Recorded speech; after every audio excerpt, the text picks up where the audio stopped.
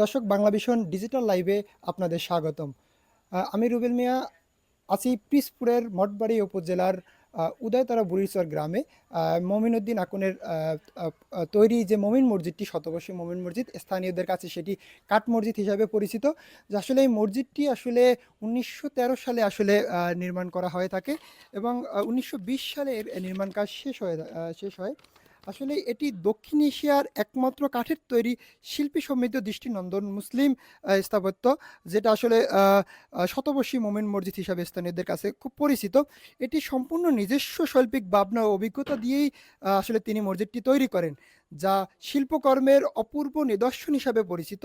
বিচিত্র কারুকাজ খচিত সম্পূর্ণ কাঠ দিয়ে তৈরি এই মসজিদটি আসলে মানুষের কাছে খুব কাঠ মসজিদ হিসাবেই কিন্তু পরিচিত পেয়েছে।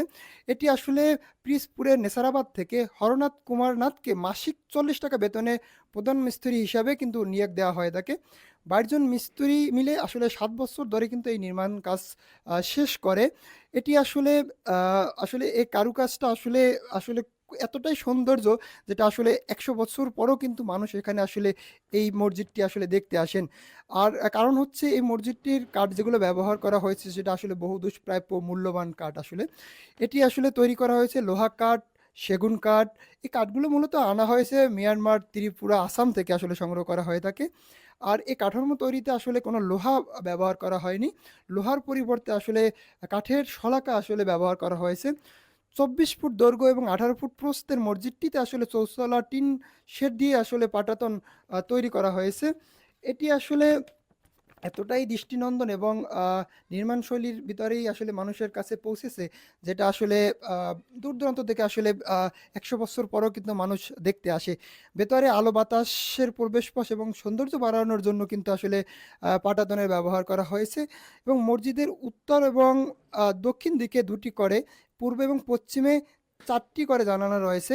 পূর্ব দিকে একটি প্রবেশদ্বারে আসলে কার্যখচিত দুটি খাম্বা বিশিষ্ট দরজা রয়েছে।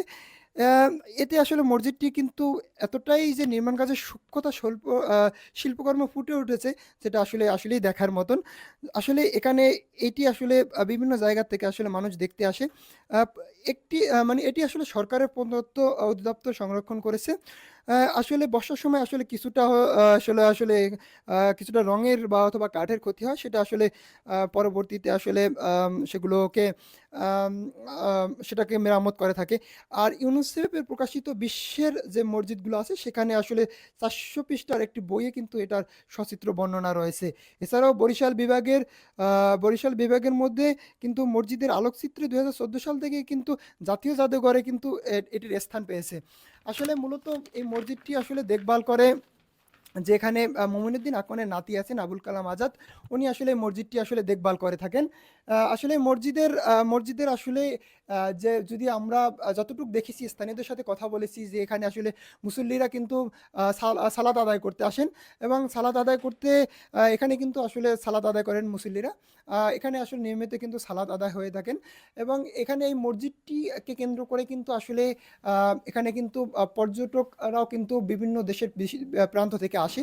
কিন্তু এখানে যে স্থানীয় সাথে যেটা কথা বলে জানা গেছে যে আসলে এখানে আসলে থাকার কোনো ব্যবস্থা নেই। আসলে এত সুন্দর যে একটি মসজিদ, যেটা আসলে 100 বছর পুরানো মসজিদ, বিভিন্ন জায়গা থেকে আসে, যেহেতু সেখানে আসলে থাকার জায়গাটা না থাকার কারণে আসলে কিছুটা সমস্যা হচ্ছে।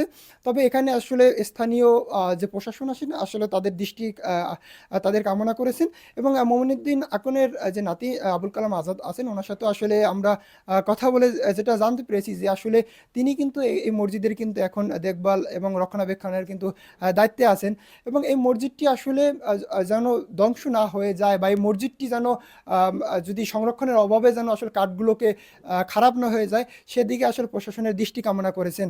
আসলে এই শতবর্ষী মসজিদটি আসলে টিকে থাকুক মুসলিম আম, জাতির কাছে বছরকে বছর, সেটা আসলে তারা চাচ্ছেন।